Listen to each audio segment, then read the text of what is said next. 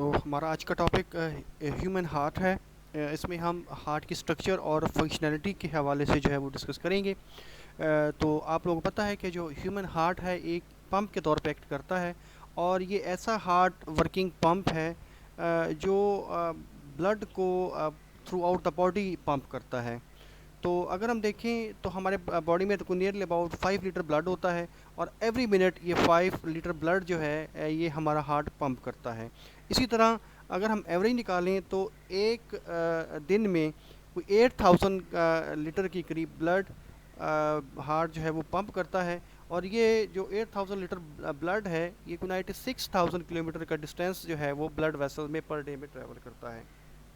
इसी तरह एक दो नॉर्मल पर्सन जो है, एक एवरेज एडल्ट जो है, उसका heart beat 70 time per minute जो है वो ये बीट करता है।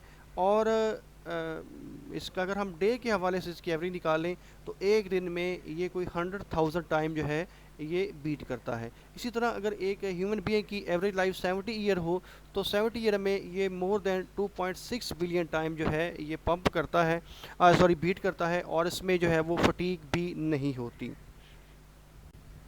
अ, अगर हम हार्ट की स्ट्रक्चर के हवाले से बात करें तो जो मोस्ट ऑफ द हार्ट है ये कार्डियक मसल्स पर मुश्तमिल होता है। और कार्डियक मसल या टिश्यू को हम मायोकार्डियम बोलते हैं, जो बेसिकली ग्रीक वर्ड मायो से है, which means muscles, and cardium या कार्डियस विच मीन्स हार्ट। तो जो आउटर प्रोटेक्टिव लेयर है वो कार्डियक मसल के बजाय फाइब्रस कनेक्टिव टिश्यू की बनी होती है, और इसको हम एपिकार्डियम बोलते हैं। ये भी ग्रीक वर्ड एपी से है, विच मीन्स अपॉन। ये जो प्रोटेक्टिव लेयर होती है ये बेसिकली प्रोटेक्ट करती है हार्ट को फ्रॉम डैमेजिंग। इसी तरह कनेक्टिव टिश्यू और एंडोथेलियम टिश्यू जो होते हैं वो हार्ट का इनसाइड बनाते हैं, और इस वजह से इसको हम एंडोथेलियम या एंडोकार्डियम बोलते हैं। और ये भी ग्रीक वर्ड है जिसका मतलब होता है ग्रीक एंडो इनसाइड। और एंडोथेलियम जो है बेसिकली ये सिंगल लेयर होती है एपिथेलियल सेल्स की, जो हार्ट चैम्बर की लाइनिंग को और इसके अलावा जो लुइमो होती है ब्लड वेसल्स को, उस को बनाते हैं। तो अगर हम हार्ट को स्ट्रक्चरली डिवाइड करें तो हम इसके टू हाफ बना सकते हैं, जिसको हम लेफ़्ट और राइट हाफ बोलते हैं। और ये ईच हाफ जो है फर्दर टू चैम्बर्स पर मुश्तमिल होते हैं। तो अगर ईच हाफ में जो ब्लड होता है फर्स्ट थिन वॉल चैम्बर में इंटर होता है, जिसको हम आर्ट्रियम बोलते हैं। ये लैटिन वर्ड से है, विच मीन्स एंटी चैम्बर, या इसको वेटिंग रूम भी बोलते हैं। इसका मतलब है कि ब्लड पंप होने से पहले यहाँ थोड़ी देर वेट करता है।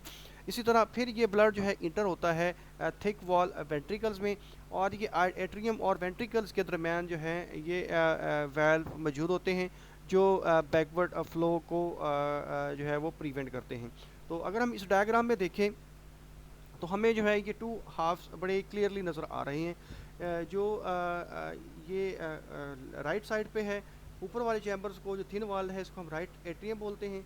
इसको फिर प्रोटेक्ट करता है एक वॉल जिसे हम ट्राइकस्पिड वॉल बोलते हैं। यहाँ से ब्लड फिर पंप होता है वेंट्रिकल की तरफ, और वेंट्रिकल से ये ब्लड जो है ये पंप होता है थ्रू पल्मोनरी आर्टरी, जो लेफ़्ट और राइट पल्मोनरी आर्टरी में डिवाइड हो जाती है, और ये ब्लड जो है वो लंग्स को पंप करती है।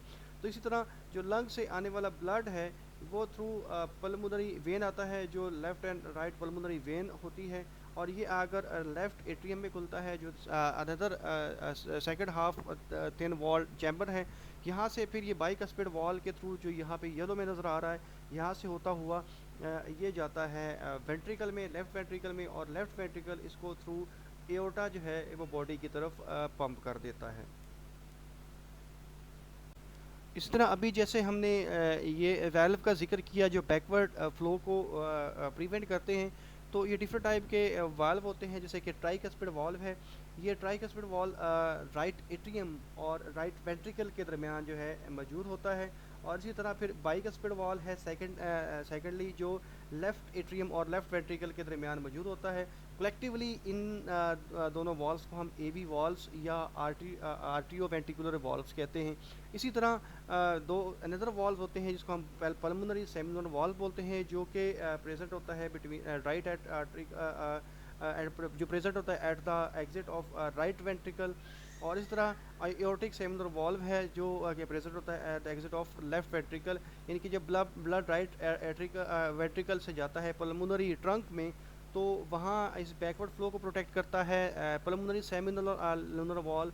और इसी तरह जो ब्लड लेफ्ट वेंट्रिकल से एओर्टिक एओर्टा में जाता है या एओर्टिक आर्च में जाता है, तो वहाँ पे सेमिनल वॉल्व जो है इसको जो एओर्टिक सेमिनल वॉल है इसको वो बैकवर्ड फ्लो को प्रोटेक्ट करता है। तो कलेक्टिवली इन दोनों वॉल्स को हम सेमी लूनर वॉल्स बोलते हैं। तो बेसिकली ये सेमी लूनर वॉल जो है ये सेमी का मतलब होता है हाफ, और लूनर चांद से निकला है, तो इसके स्ट्रक्चर जैसे एक हाफ चांद होता है वैसे होती है।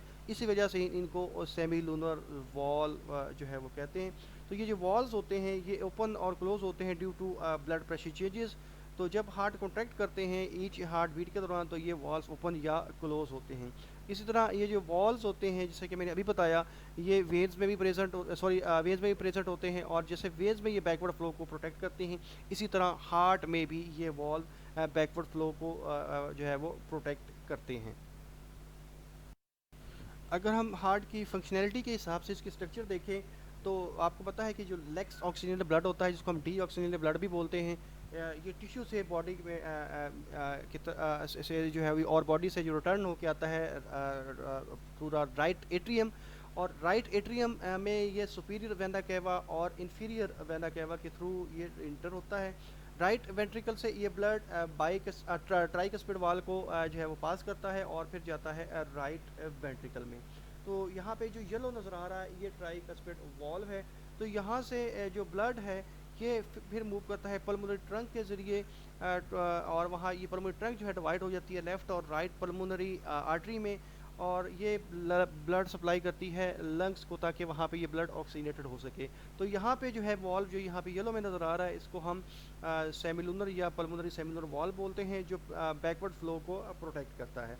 तो इसी तरह जब ब्लड वहाँ ऑक्सीनेटेड हो जाता है तो ये ब्लड जो है लेफ़्ट पल्मोनरी वेन और राइट पल्मोनरी वेन के थ्रू आता है लेफ़्ट एट्रियम में, और लेफ़्ट एट्रियम में थोड़ा स्टे करने के बाद ये ब्लड जो है वो बाइकस्पिड वॉल से पास करके ये जाता है लेफ़्ट वेंट्रिकल में। तो लेफ़्ट वेंट्रिकल जो है इस ब्लड को पंप करता है through aorta through out the body. और यहाँ पे एक जो एओर्टा के बेस पे जो वेल्व मौजूद होता है इसको हम एओर्टिक सेमिनल वॉल्व बोलते हैं, और बेसिकली ये प्रीवेंट करता है backward flow towards the left ventricle from the aorta. तो ये ब्लड जो है वो बॉडी की तरफ जाता है, बॉडी में टिश्यूज़ को और सेल्स को ऑक्सीजन सप्लाई करता है, और वहाँ से कार्बन डाइऑक्साइड और वेस्ट को रिसीव करता है, और फिर वापस जो है वो ये राइट एट्रियम में आ जाता है ताकि ये एक अनदर साइकिल को जो है वो स्टार्ट कर सके।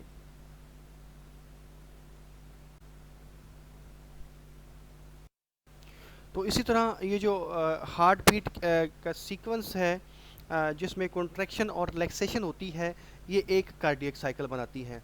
तो इस कार्डियक साइकिल को रेगुलेट करने के लिए हार्ट जो है अपने एक सिस्टम पर डिपेंड करता है जिसको हम इलेक्ट्रिकल कंडक्टिंग सिस्टम बोलते हैं, और ये हार्ट में पाया जाता है।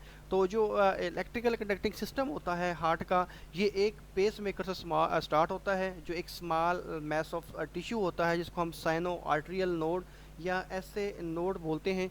और ये ऐसे नोड जो होता है ये जो राइट एट्रियम की एंट्रेंस होती है वहाँ पर ये प्रेजेंट होता है और एक हार्ट बीट को इनिशिएट करता है। तो जब ऐसे नोड हार्ट बीट को इनिशिएट करता है तो उस वक्त बेसिकली वो एक एक्शन पोटेंशियल जो है वो जनरेट करता है, और ये एक्शन पोटेंशियल जो है वो बोथ एट्रिया में जो है स्प्रेड होता है, उसके वॉल्स में स्प्रेड हो जाता है, और उनको एक ही टाइम में कॉन्ट्रैक्ट करने में हेल्प करता है। तो फिर ये जो एक्शन पोटेंशियल है ये पास करता है ट्रू आर्टरियो वेंट्रिकुलर नोड को, इसको हम एवी नोड बोलते हैं, और ये एवी नोड जो है वो इंटीरियर आर्टरियल सेप्टम के पास प्रेजेंट होता है। तो यहाँ से फिर एक्शन पोटेंशियल जो है ये आर्टरियो वेंट्रिकुलर बंडल्स में जाता है, और उसकी जो टिप्स होती हैं ये प्रेजेंट होती हैं at the intro ventricular septum, यानी कि जो एट्रियम है और वेंट्रिकुलर्स है इसके जिनमें जो सेप्टम्स होता है वहाँ पर इसकी टिप्स जो होती हैं वो पेनिट्रेट करती हैं।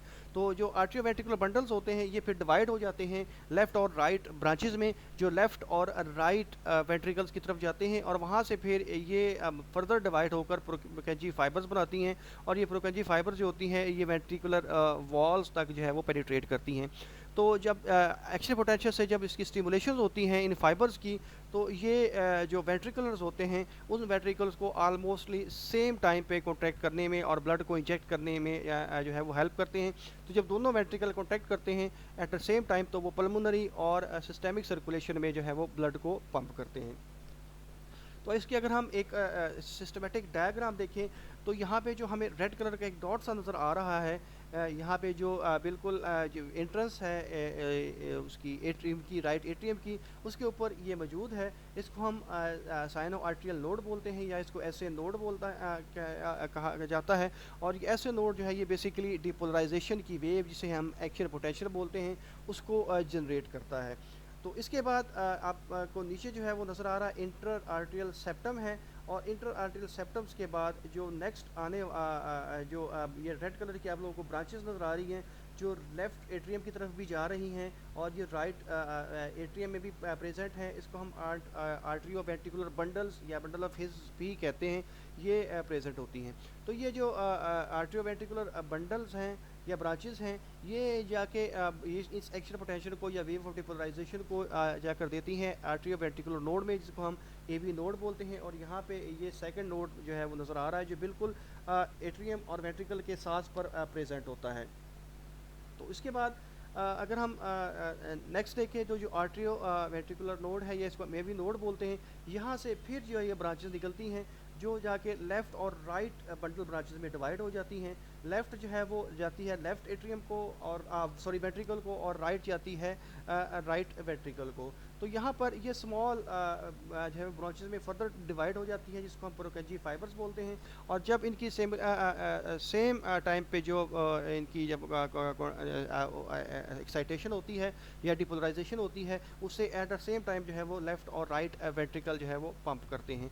तो इस डायग्राम में जो ये ब्लैक एरोज नज़र आ रहे हैं, ये बेसिकली इंडिकेट कर रहे हैं कि जो इलेक्ट्रिकल करंट है ये यहाँ से कैसे फ़्लो करता है। तो ये जो इलेक्ट्रिकल करंट ये प्रोड्यूस होता है और ये मूव करता है over the surface of the heart muscle, तो उसको हम रिकॉर्ड भी करते हैं। और इसको रिकॉर्ड करने के लिए जो इंस्ट्रूमेंट यूज़ होता है, इसको हम ईसीजी या इलेक्ट्रोकार्डियोग्राम बोलते हैं, उससे इसको रिकॉर्ड किया जाता है। और इससे हमें हार्ट के जो कंडीशन होती है या उसका वर्किंग मैकेनिज़्म होता है उसको समझ में आता है। उससे हम हार्ट की जो है वो पीक्स को स्टडी करते हैं, या हार्ट बीट को जो है हम उससे को स्टडी करते हैं, और हमें हार्ट की कंडीशन या उसकी डिजीज़ कंडीशन का पता चल जाता है।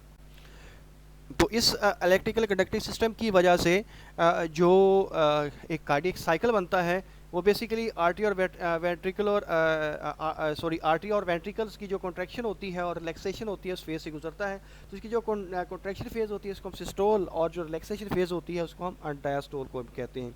तो जब स्पेसिफिकली आर्टरिया रिलैक्स करते हैं और उसको ब्लड से फिल होते हैं, तो उस वक्त ये जो कंडीशन है इसको हम आर्टियल डायस्टोल भी कहते हैं। और इस तरह फिर वेंट्रिकल्स भी रिलैक्स होते हैं और वो भी ब्लड से फिल होते हैं, जिसको हम वेंट्रिकुलर डायस्टोल बोलते हैं। तो जब ब्लड एक्यूमुलेट हो जाता है एट्रिया में, तो ब्लड प्रेशर राइज करता है और ये एट्रिया कॉन्ट्रैक्ट करते हैं, और फिर ये एवी वॉल्स को फोर्स करते हैं ताकि ओपन हो जाएं, और फिर ब्लड जो है वो वेंट्रिकल्स में रश करता है। इसी तरह जब वेंट्रिकल कॉन्ट्रैक्ट करते हैं तो एवी वॉल्स जो होते हैं ये क्लोज हो जाते हैं और सेमिलुनर वॉल ओपन हो जाते हैं, जो ब्लड को अलाउ करते हैं कि वो पंप हो सके पल्मोनरी आर्टरी में और एओर्टा में। तो इसी तरह जब ब्लड इजेक्ट हो जाते हैं वेंट्रिकल से, तो फिर उसका नया साइकिल स्टार्ट करने के लिए वो रिलैक्स होते हैं ताकि वो ब्लड साइकिल्स को इनिशिएट कर सके।